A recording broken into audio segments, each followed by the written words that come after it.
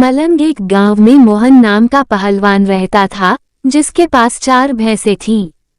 दिन भर भैंसों की देखभाल करना और उनका दूध पीना ही मोहन की दिनचर्या थी। भैंसों का दूध पीते रहने के कारण वह काफी बलवान हो गया था। मोहन अपने बचाव और सहारे के लिए एक लोहे की छड़ हमेशा साथ रखता था। इस कारण कोई भी मोहन को एक बार देख लेता तो उसकी हृष्ट-पुष्ट काया व शक्तिशाली शरीर को देखकर डर जाया करता था। मोहन का पूरी दुनिया में कोई नहीं था तो उम्र बढ़ने के साथ उसे अपनी शादी की चिंता सताने लगी थी। इसलिए वो अक्सर लोगों से पूछा करता था कि उसकी शादी कहाँ और किससे होगी। लोग उसे देखकर डर जाते व उसके सवाल का जवाब न दे पाते थे।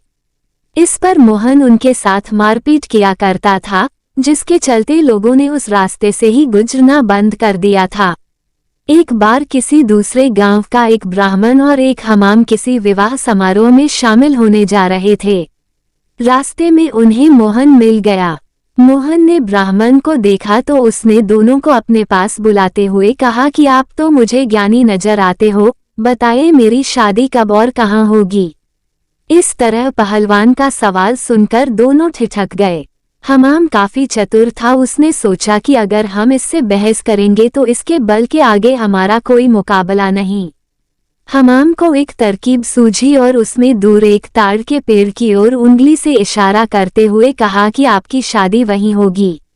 हमाम की बात सुनकर मोहन फूला नहीं समाया और प्रसन्न होकर उसने अपनी 5 भैंसें दोनों को दान में दे दी और ताड़ के पेड़ की दिशा में चल पड़ा। उस ताड़ के पेड़ के पास एक महिला अपने पति व एक बच्चे के साथ रहती थी। उसका पति बड़ा ही धूर्त व आलसी किस्म का शख्स था और उसे बात बात पर झूठ बोलने की आदत थी। इस वजह से वह महिला अपने पति से बेहद परेशान रहती थी। काफी दूर तक पैदल चलने के बाद जब मोहन ताड़ के पेड़ के पास पहुंचा तो वह औरत घर के बाहर निकली। घर के आंगन में प्रवेश करते हुए मोहन लड़खड़ाकर गिर पड़ा और उसका एक हाथ औरत के गाल पर तमाचे की तरह लग गया। औरत को लगा कि पहलवान जरूर उसके पति को जानता होगा। अपने एक हाथ से गाल मलते हुए औरत ने पहलवान को अतिथि कक्ष में बैठने के लिए कहा और उसे जलपान कराने लगी। इतने में औरत का पति वहां पहुंच गया। एक पराये मर्द के साथ अपनी पत्नी को देखकर वह गुस्से से मोहन की ओर इशारा कर पत्नी से पूछने लगा कि यह शख्स कौन है। औरत ने डरते हुए कहा कि उसे लगा कि वो परिचित है, इसलिए उसने उसे भीतर आने दिया। अपनी पत्नी की बात सुनकर वह शख्स और भी क्रोधित हो गया और लड़ने के लिए मोहन की ओर झपका। शख्स को रोकने के लिए मोहन ने अपने लोहे की छड़ उसके सिर पर रख दी, जिससे वह आदमी वहीं मर गया। ये सब दृश्य देखकर उसकी पत्नी रोने लगी। माहौल को देखकर पहलवान वहां से जाने लगा तो उस औरत ने मोहन को रोक लिया और कहने लगी कि उसके पति के अलावा घर में कमाने वाला कोई नहीं था और उनकी मृत्यु के बाद अब तुम्हें हमारे साथ ही रहना होगा। इसके बाद मोहन उस औरत के साथ उसी घर में रहने लगा। मोहन को भैंसों का दूध पीने के अलावा कोई काम नहीं आता था। ऐसे में कुछ दिन बाद जब घर का राशन खत्म होने लगा तो महिला ने उससे कहा कि वो बाहर जाकर कुछ कमाकर लेकर आए या फिर राजा के पास जाकर खेती के लिए जमीन मांग ले ताकि वह खेती कर अपना भरण पोषण कर सके। महिला की बात सुनकर पहलवान अपने लोहे की छड़ उठाए राजमहल की ओर चल पड़ा। राजमहल के पास पहुंचने पर सभी द्वारपाल और सैनिक मोहन की काया देखकर डर से कांपने लगे और तुरंत राजा तक सूचना पहुंचाई कि कोई बलवान हाथ में लोहे की छड़ लिए महल की ओर बढ़ता चला आ रहा है। सूचना पाकर राजा ने तुरंत अपने मुंशी को बुलाया और उसे तत्काल पहलवान के पास जाकर आने का कारण पूछने को कहा।